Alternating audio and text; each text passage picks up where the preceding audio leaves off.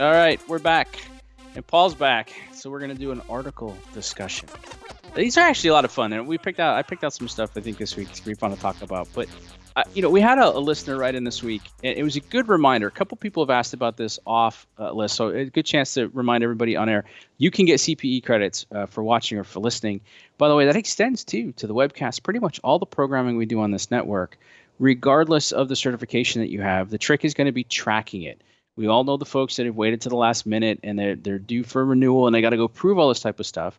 And what one of our coy listeners wrote in, that's based on their email, basically said was, yeah, like I track it now. Like I track what I listen to, the episode number and a couple things about it, maybe date, and you keep yourself in good shape. So if you're not taking advantage of that and you need it, get on it. You know what's funny, Michael, is it kind of ties back to our previous conversation about risk and a breach. And if you document what you're doing on an ongoing basis, when you or if you get audited or something occurs, your bases are covered. And I think that's been part of the, I'm not a representative of ISC Squared that tracks CP. Is that what people are tracking for? Is probably ISC Squared. ISACA has some. Yeah. CEH probably has some. Like there's a fair number now. Sure. And there's been speculation as to, like, can you listen to a podcast and get credit for it? Some people do, some people don't. Some people listen to webcasts and get credit. Do I need a certificate? Do I not? And what the listener told us, which I really like, and again, nothing official from any official certification, but if you keep a spreadsheet and say, I listened to Business Security Weekly on March 2nd for this amount of time, and here are the guests, here's some things that I learned, a couple sentences. If you provide that and say, here's how I'm keeping up, I can't see anyone taking issue with that, although, again, who knows? Yeah, most of these organizations let you self-certify, and I think if you've done that, you're in really good shape. So I appreciate Coy for writing in with that cool update. And if somebody else got a different system or a different take on it, let us know. I'm happy to do it. But I do know for the last decade or so, if not longer, podcasts have certainly been included. You just got to keep track of it. And so hopefully you're able to do that. So, Paul, I had to put this first one in. 70% of U.S. managers are afraid to talk to their employees. Surprise? Not a surprise? Not a surprise. It just means they haven't read Never Split the Difference. It's funny how that stuff starts to work out. Here's what happened. I mean, they broke it down. I mean, obviously people get skittish around giving you negative feedback or talking about your performance. It's friction. Or they feel like they're going to be a mouthpiece for company goals. But 69% found in general communicating, just flat out communicating. Now, what I loved about this particular article was then I said, well, you know what? We took that finding and we looked at the Gallup finding, which interviewed or surveyed 31 million people, and 67% are disengaged with their jobs. They said, so isn't that interesting? Almost 70% of people don't want to communicate with other people at work, and 70% are disengaged. Now, me sounding kind of smartass and funny about it, it's actually, this is not a new problem. As long as I've been looking at communication and security, in fact, I think, Paul, maybe you and I had this conversation the other day. I can't remember, but somebody said something like, well, of course, Michael, I mean, you focus on communication. Yeah, no, I don't actually. It just turns out that I had a knack for it early in my career, and people kept asking me to help them with communication stuff because it's not always easy. And so I wasn't terribly surprised by this finding, but this one is going to be more important, especially if you're a leader today or you aspire to leadership. Only 13% of people surveyed in the Gallup poll think that their company leadership communicates effectively. Yeah. Listen, we have a basic human need to be heard. And it's a good discussion with Trish yesterday about whether that means that if you're being heard, does the person need to actually understand you, or do you just need to feel that your voice is heard? That's probably a good debate for another day, except for when we're not heard, when somebody doesn't want to communicate with us, when they don't want to explain to us what the situation is, when I don't feel like I have a role or a place or something to aspire to, that's pretty serious. And we see that in a lot of places, and we see that in growing security teams. So if this is an area where you're paying attention, it's definitely an area worth focusing on. And I'll just say something real quick. I'm tired of people telling me that you're either born with the ability to communicate or not. Completely untrue. Anybody can communicate. Yes, it may be uncomfortable for a while. Yes, you may have to work at it, but it can be learned. It can be improved. It can even be measured, despite the fact that we think that it can't. So, and I guess as you get that, you can build trust with the colleagues you rarely see. This is a Harvard Business Review article. It was kind of interesting. There's some stuff in there I hadn't really considered. I'll hit some of the highlights and get your impression on it, Paul. It talks about Swift Trust.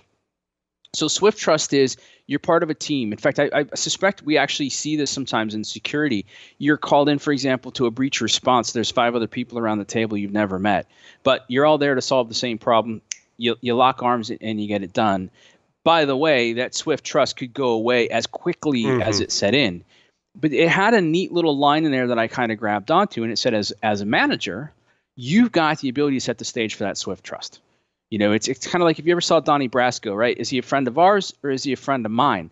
You know, if you introduce somebody and you say, hey, this is Paul. He's been great. I've been in the trenches with him before. I really love him being here.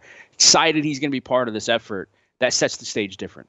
And so instead of just doing these introductions, it's like everybody go around and tell us who you are and where you're from. Take the minute to help everybody understand who everybody else is, and you can foster that sense of Swift trust. And I've seen that in action, so I just thought that was worth pushing out there. This other one was interesting. I can't help but think about Swift on security when you say Swift and security in the same sentence. Sorry. Well, right, I'm it's over funny. It. You know what? I should let you say that first. That's a great segue. So this passable trust, this is an interesting thing, and this is worth reading. So I left it really simple in the show notes, but if you go into the link itself and you take a look at it, it basically says, so like I go to Paul's Facebook page and I see that Paul's connecting with somebody else, and that person looks like they're kind of knowledgeable on a particular topic. And when Paul's asked questions, they've been pretty friendly at answering them or pretty thorough or whatever else. And so now for me, it's passable, like, oh, I can trust that person on that particular topic because I know Paul, I like Paul, and I like how they treated Paul. Therefore, I like them. It's like a transitive trust, basically. And it talks about the depth to it. It says, sometimes it's deeper, sometimes it's not. I think in security a lot, we fear this. Like there's always we're coming up on conference season, so somebody's going to tell us how they tricked all of us into agreeing to like somebody on Facebook or befriend somebody on LinkedIn or what have you. Yeah, but what this is also saying though is that from a social perspective, we do look at people's social profiles and their activities, and we form impressions based upon that. I think there's a lot more to that. I thought that was kind of interesting, especially because when you stop and think about it, you go, oh, well, that's kind of true. Probably also the reason I'm spending less time on social media. Mm-hmm. The other two, direct knowledge and reflected knowledge. So direct knowledge, so I work with you. I know that there's certain times of the day that make sense. There's certain times that are good for certain calls, et cetera. And reflected knowledge, this was kind of interesting. The way I break it down is it's gaining, it's perspective taking. It's gaining experience or insight into somebody else's way of working and then applying that either when you're working with them or even applying it to your own type of a situation. But when you do that, when you take that step, you're showing them that you've paid attention, right? There's an opportunity to build that relationship, to build that trust. Trust is so important in what we do in security. I thought it was pretty interesting, and it was a really different way of looking at trust, and so I liked it. I thought it was a good take on it. Anything there pop out for you different, or you think we need to spend more time on? No, I think we can go to the next story. All right, 2 simple concepts to free up innovation. I didn't just throw this in because we're supposed to talk about leadership, communication, and innovation. I want to make sure we did it. I actually kind of thought this was interesting a little bit. So I wanted to talk about a couple of these concepts. And Paul, since you just came back from vacation, I want to see how this works for you because even though you weren't, it was more of a staycation. What the author talks about is what you need to do is you need to figure out what your comfort zone is and where it ends. And if you want to be innovative, you got to push yourself out of your comfort zone.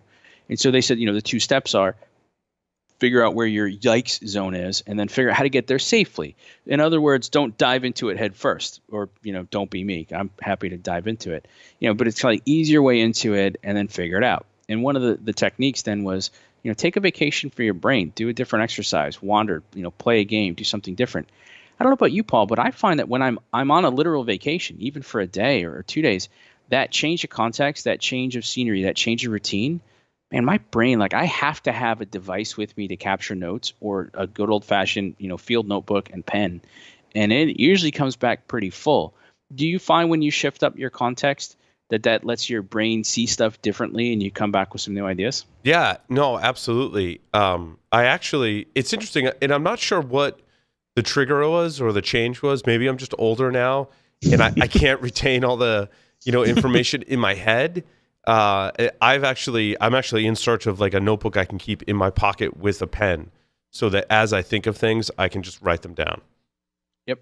And I think that's like hugely helpful. And it usually, I don't know, it's because I've been listening to you, Michael, but like I have those ideas not necessarily when I'm working or in the office. It's usually outside of the office. Yeah. You know, and so and it's usually like in the shower too, which is kind of awkward because you got nothing to write with in the shower. Like, do they make crayons. A whiteboard? They make soap crayons. Soap crayons. They make soap crayons. The cheapest way to do it, believe it or not, because I have a bunch. They make soap crayons, and then they wash off. So like they're pigmented, and then when you get tired of it, give it to your kids. They'll have a ball. I'm sure they'll steal them from me as well. Yeah, I had to make sure I get a bunch, enough to go around for everyone. But I do that. The other thing we do a lot is and my whole family knows it. Like I'll get out of the shower and I'll be like, don't talk. I've got like 5 ideas in my head. I need to get them out right now. And I have like pads of paper strategically around the house. And as I've been experimenting with different ways of going paperless, I've got like a new system now for capturing ideas. It seems to be working pretty well. And I got 3 whiteboards. So basically whatever closest to me, I just go capture the idea in as much detail as possible. And I think that's really, kind of the key point that I took out of this was, I don't think you have to be in a yikes zone personally. I think you just need to be in a different space. But then when it comes to you, don't push it out. Grab it, jot it down and get it out and then see what else bubbles up or get back to, your trip and have a good time. And sometimes it's not even ideas. It's like stuff I got to do for work. Right. And then when I get back in the office, I've got it written down and then I can start to prioritize it. I think before I would try and sit down and digitally capture all that and prioritize it. And like I can't remember all those things. So I think it helps. And then we end up wasting cycles trying to remember what we can't remember. And then we get frustrated about the whole thing and it all works out. So what we find a lot of times is that leads us to death by committee. Look, I see this happening a lot. I actually kind of enjoyed this. I pushed this article, like I summarized it really lightweight. But this was another one I thought was a pretty good read. And what it really talked about was we have this desire, right? We keep saying, we got to collaborate. And I'm just going to put it right out there. Think about any of the projects that we did and that even that we see in our kids. When you do a school project, that's got to be a team project. They're a pain in the ass. In fact, I don't know what's happening. I've got 2 kids that are a little older than yours, Paul. We're getting to the point now where parents will step in and say, no, my son or daughter, they're not working on a team project. They'll just do it themselves.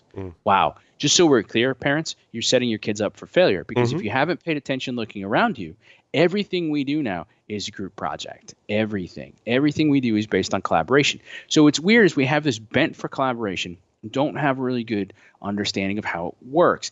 Right. And if you go back and check out our cool interview with Joe Kay of Swarm, you'll see there are people that are trying to solve that and give us some tools to help us do that better. But we also then have this desire for feedback, both because we want it and because, we're taught you should collaborate and we need to give people proper feedback. By the way, the first thing we covered was 70% of people don't want to give you feedback and they're terrified to do it. And frankly, based on my experience, I don't really know how to do it. Now, when you put those 2 things together, what ends up happening? You get this death by committee thing. Like you get this whole, you want everybody's voice in it. You want everybody saying it.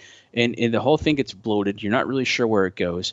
Some of you right now are listening to this and you've done like third-party risk management or you've done vendor selection stuff. And you're looking at the list of questions that used to be 5, but now it's 50, but 10 of them are overlapping and 20 of them don't really matter. Yeah, that's why. It's that death by committee. So here's what they say. Start by using deadlines. Well, actually, that's not what they said as a starting point, but I like it as a starting point. But use 2 deadlines. Use your soft deadline and then have your real deadline. Now, here's the trick with that. If everybody knows it's a soft deadline and they can blow right past it, well, then they will because that's how it works. But in between the 2 deadlines, iterate with feedback, ... from experts, not just your team. Go to somebody else who knows how to look at this. We do this a lot, Paul, when you and I talk about Straight Talk and we say, are we ready? One of the questions to that is, well, how do we know? Like, who did you check with that can validate that for you or offer you an alternate perspective review? Yeah, get that here. Also, trust your team and then execute. Now, it's interesting, and this is where I'm different. They said execute carefully, and I say execute ruthlessly, boldly. Like, get it done. Small steps, best next steps, and then learn from each of those and iterate as opposed to dancing around so you don't crush the tulips. Stomp on them. But yeah, I'd say probably is something we've talked about in the past and probably something we should talk about in future shows is the larger the committee, the more people will be there with ideas and objections. And that seems to be, for me, when I look at the phrase death by committee, that's immediately what comes to mind. And sure, there's other issues like you're talking about, Michael, with execution, right? I think those are easier to solve than everyone's objections. And people will just bring up all of the reasons why you can't do something. And like I said, I think we've talked about this in the past, but that's an interesting dynamic to deal with. So well, I'll tell you what, and we can talk about this again later. And I promised everybody we'll do some of it as a segment somewhere in the future. I've talked about before. Wouldn't it be neat if we got a scorecard? I built one using Value Prop, and I simplify it. It's 5 questions, Paul. In fact, I'll have it ready by the time you guys get to InfoSec World, and we'll talk people through that and how to use that and figure that type of stuff up. It's a good first step, because what I've started looking at with that then is a lot of teams with how they make decisions, how they clarify, how they use structure, all that type of stuff. You got to start somewhere. So that's a great point, and we'll definitely hit it. Last one, this came out of HR Bartender. I really like her stuff. It's been a lot of fun. So she did, informal, unscientific poll, but I'll tell you what, it's going to match up to pretty much everything else we've seen. I wanted to put this out there right now. This is the time of year where I'm watching friends and colleagues change positions. So they're either looking, they're already changing, or they're trying to hire someone. Number one reason people leave is money, but it's not just money. It's the perception of money, right? Because so there's some studies out there. I don't know if you've seen them, but they kind of say like the operative number for a salary in the United States is $70,000. If you've got $70,000, your basic needs are met, and then you can go on. Now, if you're like us and your family of 6, I think our basic needs are a little higher than that. And there's some other stuff out there, but basically the idea is at that level, it's not really about money. No, but it's about perception of money. Are you being paid fairly? Are you being paid fairly relative to your peers? Are you being paid fairly in your industry? And so that's where we still see some people. There's a pretty wide disparity in security, and it's something, at least if you're on that hiring side or you're not looking side, it's probably worth thinking about. Second reason was benefits, but it wasn't just benefits. It was benefits that were useful to me, and how we looked at them, and what they did for me or not. My instinct is there's some opportunity there to better explain things to people. The next 3 were tied for third place: opportunity for advancement, supportive management, flexible work. I got to tell you, these to me are the ones that hit home. Like the money and the benefits weren't any surprise. Opportunity for advancement. Think about this. Think about this in security for a second too, because I see this happen all the time. You've got somebody on your team, they're a rock star, and they really want to go learn this other new job and position. And you keep stringing them along and telling them, yeah, we're going to, but I really need you to stick on that incident response thing for now because you're so good at it. And they burn out and they say, screw this. There's no way here for me to go. I got pigeonholed. I'm out. Pop it and go. Yeah, you don't do it to your people. Like, make sure that people have a place to go, that they can get better, that you're giving them that opportunity. Same thing. Do you support them? Do they feel supported? Is probably a better question. And what does flexible work look like? I'm still kind of surprised. And if you're in this camp, feel free and constructively let me know why this makes sense. But I'm just kind of surprised in this day and age where everybody, there's a growing number again that say everybody's got to be in the office from 9 to 5. I get there are certain jobs where being in together makes sense. Totally get that. I'm not disputing that. I also get that there's times you need to bring everybody together. But all jobs all the time? Really? I don't know. I don't see it. And I think that not giving people some of that flexibility is a real turnoff. So the reason I bring stuff like this up is if you're a leader, you need to think about these things. These are the things relative to my team I'd be thinking about. Am I giving my people the right opportunities to advance? Do they have the right pay? Or if not, am I at least giving them the right rest of the environment and the culture that they want? Am I supporting them? Do they know that I'm supporting them? And have I given them enough flexibility that the job's still getting done, but that they're feeling pretty good about it? At least that's what I think. Yeah, and I think the first few points are definitely about value, right, in both directions, and then the flexible work that's a difficult issue to kind of summarize because it's so unique to every situation. Yeah, I agree. That situation changes over time. Like, you may be comfortable in a research position working from home, for example, but then you get on a new project or the team dynamic changes, you add new people, and that may trigger where you need some face time maybe for a while. So, I mean, there's a lot of different factors that go into that. No argument on it. It's just I'm always interested in the people that are willing to do it versus the ones that are no, it will be this way. I'm like, why? I don't get it. Right. But that's some of our discussion. And, we've got more. We'll keep bringing this segment back from time to time, but we're going to take a quick break, which is a good chance for you to go to facebook.com/securityweekly. Check out our page. Give us a big thumbs up, like. It helps our ego, and it keeps you informed, both the live broadcasts as well as everything else happening across our network. When we come back, $750 million in exits in the last week alone, and a bunch of other updates you're not going to want to miss. See you in a minute.